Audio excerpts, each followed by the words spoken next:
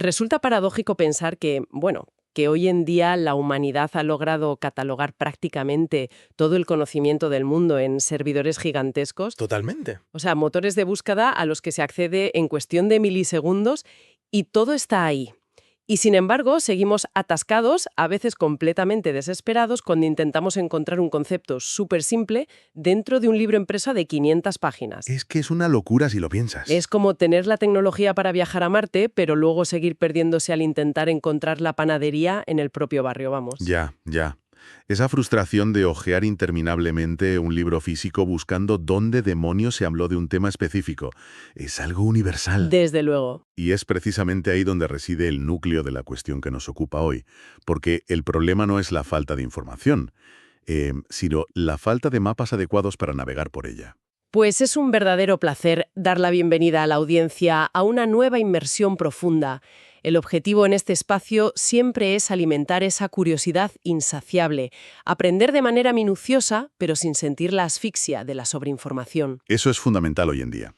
Y la misión de este análisis a fondo es desgranar un artículo académico sumamente revelador de Turia Ait Elmeki y Adeline Nazarenko.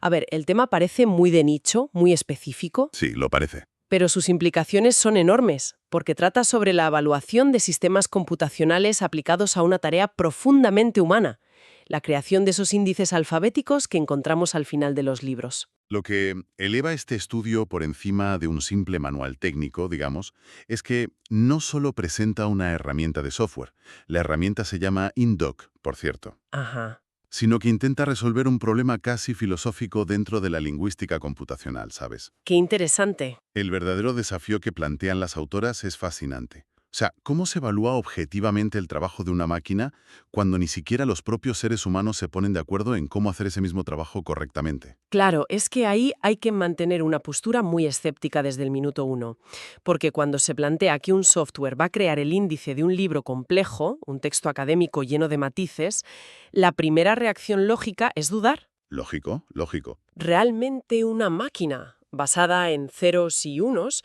puede sustituir el criterio intelectual de un lector humano? Un experto entiende el contexto, la ironía, los matices de un texto para decidir qué es importante. Claro. Suena a que le estamos pidiendo a una calculadora que escriba poesía, sinceramente. Esa reserva es fundamental para abordar el tema y estoy de acuerdo contigo. Pero es crucial aclarar desde el principio que la propuesta de este estudio no es en absoluto reemplazar al experto humano, Vale. sino evolucionar el proceso. O sea, la máquina no sustituye el criterio intelectual, simplemente lo asiste.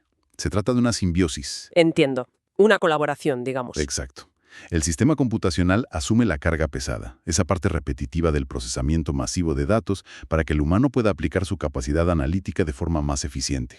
No es la calculadora escribiendo el poema. Ya. Entender la magnitud de esta solución, primero hay que comprender por qué indexar un libro es, logísticamente hablando, una auténtica pesadilla. Madre mía, menuda pesadilla. Porque un índice no es una simple lista de palabras sueltas ordenadas alfabéticamente. El estudio lo define con mucha precisión. Lo llama una red terminológica. Sí, y si desglosamos esa red terminológica, vemos que está compuesta fundamentalmente por dos elementos. Por un lado, la nomenclatura, y por otro, las referencias. Que las referencias son la parte fácil, ¿no? Claro, son simplemente los números de página donde aparece algo. Pero la nomenclatura es donde reside la verdadera complejidad de todo esto. A ver, explícanos un poco más eso. Pues son los descriptores y, muy importante, las relaciones entre ellos. Hablamos de relaciones que pueden ser jerárquicas, de lo general a lo particular, o de sinonimia. El artículo, de hecho, proporciona un ejemplo perfecto para visualizar esto. Habla de cómo en un texto sobre informática, el concepto de inteligencia artificial tiene que estar conectado con su acrónimo, IA. Exacto. Es una variación, una relación de sinonimia, pero a la vez tiene que mostrar una relación jerárquica con temas más amplios, como la representación del conocimiento. Eso es. No son palabras aisladas flotando en el vacío, o sea, es un ecosistema de ideas. Y según parece, las herramientas profesionales modernas como Sonar, Bookends o Zindex no captan ese ecosistema. El problema con esas herramientas comerciales es que proporcionan una asistencia puramente mecánica, ¿sabes? Automatizan el formateo, ordenan alfabéticamente, gestionan los números de página, pero son completamente ciegas al contenido real. No entienden lo que leen, vamos. Cero. Para ese software, inteligencia artificial no significa absolutamente nada. Solo procesa cadenas de caracteres sin semántica alguna. Pero aquí surge una gran objeción, y estoy segura de que quienes nos escuchan lo estarán pensando. Hoy en día, cualquier procesador de textos moderno tiene la función de buscar. Ya, el famoso control B. Exacto. Presionas un par de teclas, escribes una palabra y la pantalla se ilumina con todas las veces que ese término aparece en el documento. ¿Acaso esa búsqueda automatizada no ha dejado totalmente obsoletos a los índices tradicionales? Esa es la trampa en la que cae la mayoría de la gente al pensar en la gestión de información. O sea, buscar una palabra exacta no es, ni de lejos, lo mismo que buscar un concepto. Ah, ¿no? ¿Qué va? El artículo cita un manual de indexación clásico de Mulvaney, del año 1993, y este manual establece una regla de oro inquebrantable para los indexadores profesionales. ¿Cuál es? Hay que referenciar las páginas donde un tema realmente se discute, no donde simplemente se menciona de pasada. Ostras, claro, esa distinción lo cambia absolutamente todo. Una mención frente a una discusión profunda. Es la diferencia entre encontrar un dato inútil y encontrar conocimiento real. Un motor de búsqueda tradicional carece de esa capacidad de discriminación. O sea, si un autor escribe algo como «Este problema burocrático es tan complejo como los inicios de la inteligencia artificial». Exacto. El buscador tradicional te registrará esa página como un resultado válido, pero ahí no se está explicando la inteligencia artificial. Es solo una analogía, un recurso retórico. Claro. Y referenciar eso en un índice impreso solo genera una inmensa frustración en el lector. Por eso la indexación sigue siendo un proceso tan brutalmente manual y tan caro. Queda clarísimo que buscar texto a ciegas no sirve para construir un mapa del conocimiento útil. Hace falta una máquina que de verdad entienda la terminología, que discrimine. Totalmente. Y aquí es donde entra en escena el sistema InDoc. Hay que mirar un poco bajo el capó de este sistema y entender cómo funciona su arquitectura, ¿no? Pues a ver, la arquitectura de InDoc es un proceso secuencial muy lógico, pero tecnológicamente súper sofisticado. Todo empieza introduciendo el documento original, pero no en formato de texto plano, sino en formato XML. Eso es vital, ¿verdad? Vital. El XML es un lenguaje de marcado que etiqueta las diferentes partes del texto. Le dice a la máquina, oye, esto es un título de capítulo, esto es un párrafo normal. ¿O esto es una nota al pie? Exacto. Sin esa estructura previa, la máquina estaría completamente a ciegas. Es como darle los planos del edificio antes de pedirle que busque los muebles. Me encanta esa comparación, sí. Y a partir de ahí, se entra en la fase de análisis terminológico que tiene dos pasos, extraer términos y extraer relaciones. Y para extraer los términos, el sistema no intenta inventar la rueda, sino que utiliza herramientas de procesamiento de lenguaje natural ya consolidadas, como Lexter y Syntex. Eso es. Para entender cómo operan Lexter y Syntex, hay que verlos como analistas gramaticales incansables, digamos. No buscan palabras sueltas, buscan sintagmas nominales. Identifican sustantivos, adjetivos, cómo se agrupan. Claro, si leen el rápido desarrollo de la energía solar, aíslan energía solar como un término candidato sólido, descartando los verbos o artículos que no aportan. Pero, claro, extraer los términos es solo el principio. Para establecer las relaciones entre ellos, el equipo tuvo que desarrollar su propio módulo específico, combinando patrones de extracción con diccionarios de sinonimia. O sea, primero la máquina saca todas las piezas del puzzle sobre la mesa. Ajá. Y luego intenta ver cómo encajan unas con otras basándose en reglas lingüísticas. Y una vez construida esa primera red, se pasa al cálculo de referencias. Conectar cada término validado con los segmentos exactos del XML. Exacto. Sin embargo, el paso verdaderamente crítico, el cerebro de toda esta operación, viene justo después. El ranking de información. Aquí es donde el escepticismo debe volver con fuerza. ¿Cómo decide una máquina fría, que al final del día solo procesa algoritmos, qué concepto es importante para el lector humano y qué es pura paja? Ya, es la gran pregunta. ¿Cómo distingue la mención casual de la discusión profunda de la que hablábamos antes? Pues InDoc resuelve este dilema utilizando múltiples criterios matemáticos y estructurales. Primero, evalúa la frecuencia, o sea, cuántas veces aparece un término. Vale, pero eso puede engañar. Claro que engaña. Por eso añade un segundo factor, que es la repartición. Analiza si el término aparece de forma constante a lo largo de todo el libro o si está concentrado masivamente en un solo párrafo y luego desaparece por completo. Tiene muchísimo sentido. Un tema central debería impregnar varios capítulos, no solo una página suelta. Efectivamente, pero el tercer criterio es el definitivo, los factores de cohesión y lo que en lingüística computacional llamamos saliencia. Saliencia. Explícanos eso de forma sencilla. La saliencia es el peso visual y estructural de una palabra. Aquí es donde el formato XML resulta indispensable. El sistema evalúa si un término está escrito en negritas, si forma parte de un título. O si aparece en la conclusión de una sección. Exacto. El algoritmo le otorga una puntuación drásticamente mayor a eso que si aparece escondido en medio de una nota al pie de página, ¿sabes? Para visualizar todo este complejo proceso de forma más terrenal, ¿podríamos compararlo con el reto de crear el mapa turístico de una gran ciudad desconocida? ¿No? A ver. Un procesador de textos normal es como alguien que simplemente hace un inventario exhaustivo de todas y cada una de las farolas y papeleras de la ciudad. Sí, cuenta hasta la última papelera. Útil para entender la esencia de la ciudad. Sin embargo, Indoc actúa como un urbanista experimentado. El paralelismo encaja a la perfección. Ese urbanista identifica primero los monumentos principales o las plazas, lo que equivaldría a esa saliencia textual de las negritas y títulos. Eso es. Luego traza las grandes avenidas que cruzan de punta a punta, lo que representaría la frecuencia y la repartición a lo largo de los capítulos. Y finalmente entiende cómo los diferentes barrios están interconectados. Las relaciones de sinonimia y jerarquía, claro. Al final construye un mapa con verdadero sentido, filtrando todo ese mobiliario urbano irrelevante. Pero incluso con ese urbanista inteligente surge otra reserva importantísima. Hablamos de procesar libros enteros, manuales técnicos densísimos.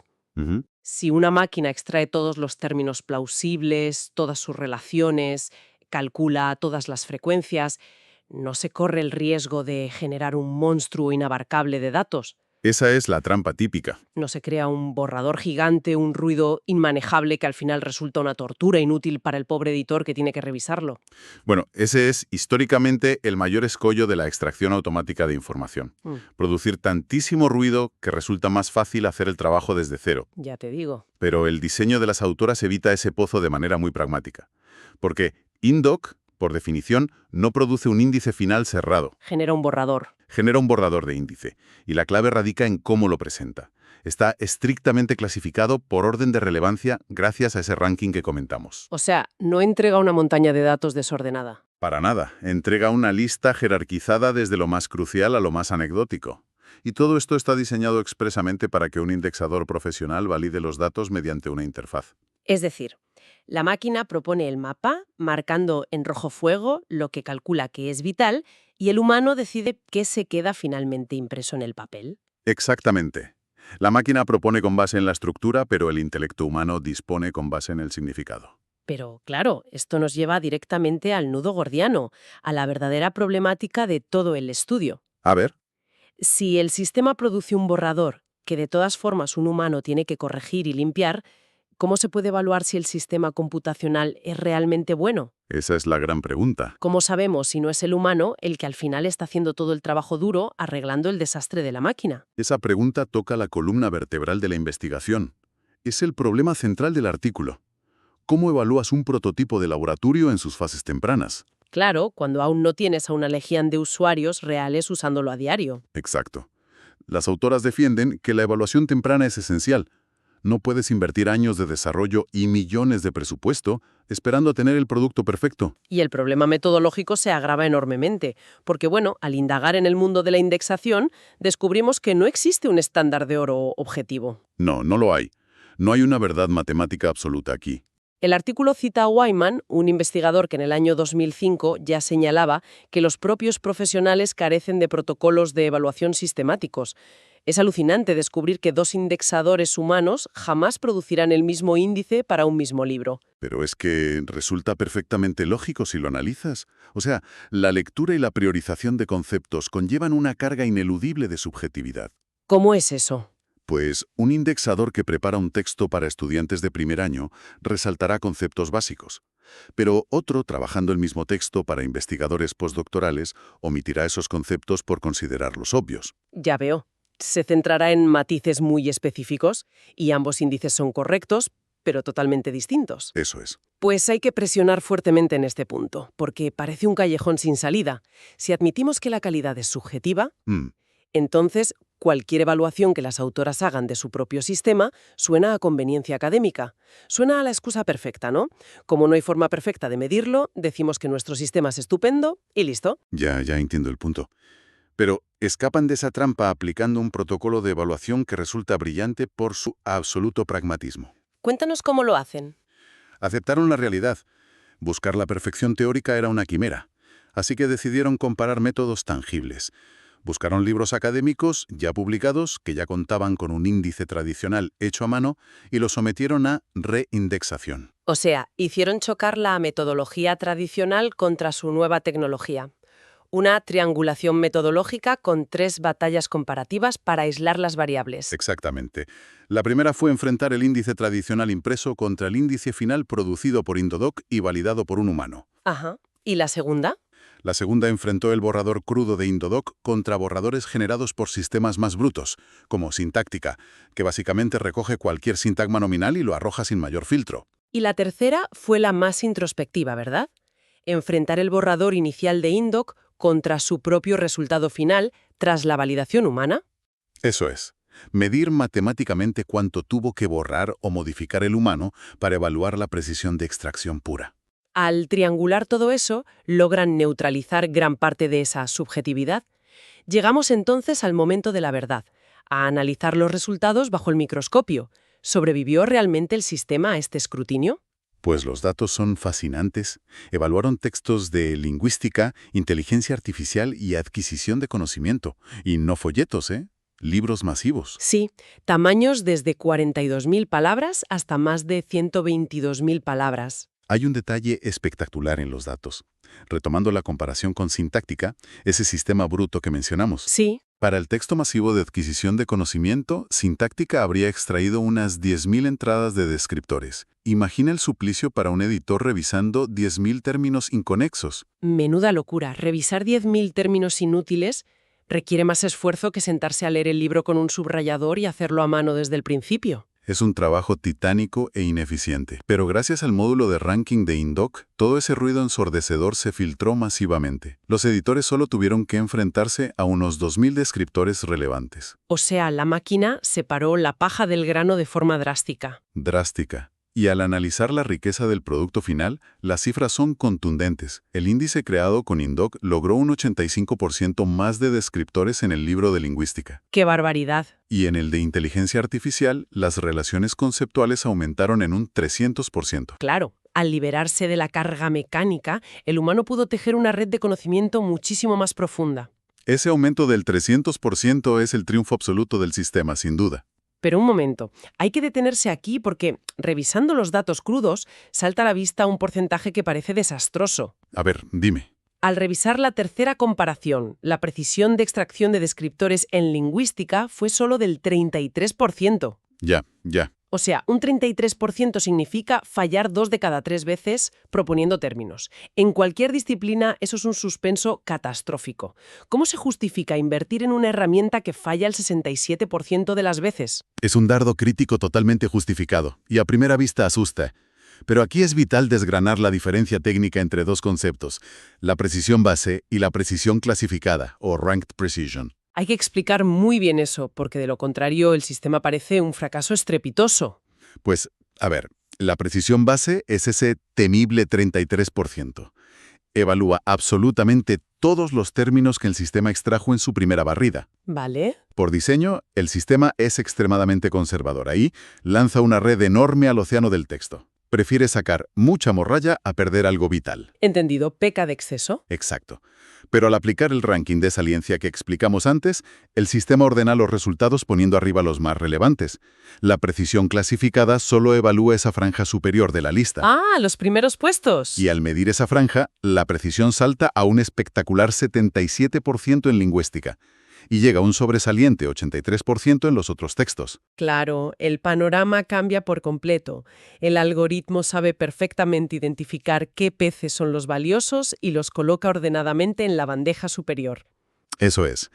El profesional ignora el ruido estadístico del fondo de la tabla y trabaja con lo mejor. Priorizar correctamente es la verdadera victoria operativa. Pues tras analizar toda esta arquitectura queda clarísimo el viaje intelectual de este estudio. El verdadero reto nunca fue encontrar dónde se ubica una palabra, sino destilar el significado subyacente. Y de aquí podemos extraer grandes lecciones. La primera es tecnológica. Los algoritmos actuales sí permiten crear redes terminológicas complejas analizando sintaxis y estructura visual. Y la segunda lección es metodológica. La evaluación temprana de herramientas experimentales es vital y factible, incluso en terrenos tan subjetivos, si se hacen comparaciones trianguladas inteligentes. Totalmente, pero la tercera lección es la más relevante para el futuro. La gestión de la información no pasa por la fantasía distópica de la máquina reemplazando al humano. Sino por la simbiosis que comentábamos al principio. Exacto. La máquina asume la tarea inhumana de cruzar miles de variables, y eso potencia exponencialmente la capacidad analítica del humano. Ese 300% de aumento en riqueza lo demuestra empíricamente. Es una evolución de las capacidades, desde luego. Queda agradecer enormemente a la audiencia su compañía a lo largo de esta exploración minuciosa por las entrañas de los sistemas computacionales. Ha sido un recorrido profundamente revelador, la verdad. Mantener viva esa curiosidad por entender los engranajes ocultos de cómo se organiza el conocimiento es fundamental hoy en día. Y antes de despedirnos, resulta imperativo dejar una pregunta suspendida en el aire para quien nos escuche. A ver esa reflexión. Si los sistemas computacionales actuales ya son capaces de escanear cientos de páginas, extraer autónomamente las ideas principales, ponderar su relevancia y mapear sus conexiones lógicas para guiar al lector, Sí. ¿cuánto tiempo falta para que estos mismos sistemas trasciendan los libros individuales? ¿Cuánto falta para que sean estas inteligencias algorítmicas las que decidan a nivel global qué partes de nuestra inmensa historia literaria y científica merecen ser recordadas y cuáles serán enviadas irremediablemente al olvido? Reescribiendo así, de forma silenciosa, nuestra forma de consumir la herencia del conocimiento humano. Ahí lo dejamos.